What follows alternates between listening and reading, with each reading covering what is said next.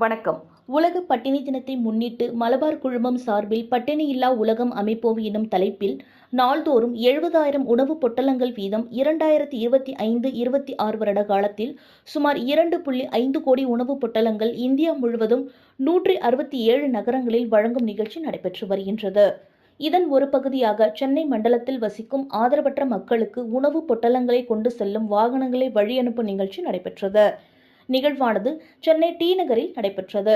மலபார் குழுமத்தின் தமிழ்நாடு மண்டல தலைவர் அமீர்பாபு தலைமையில் நடைபெற்ற இந்நிகழ்ச்சியில் டி நகர் சட்டமன்ற உறுப்பினர் ஜே கருணாநிதி அவர்கள் கொடியசைத்து துவக்கி வைத்தார். இதன் மூலம் நாள்தோறும் 6,460 உணவுப் பொட்டலங்கள் சென்னை முழுவதும் இருக்கக்கூடிய ஆதரவற்ற மக்களுக்கு வழங்கப்பட இருக்கின்றது. நிகழ்ச்சியில் சென்னை மாநகராட்சி மாமன்ற உறுப்பினர் ஏழுமலை உள்ளிட்ட பலர் கலந்து கொண்டனர்.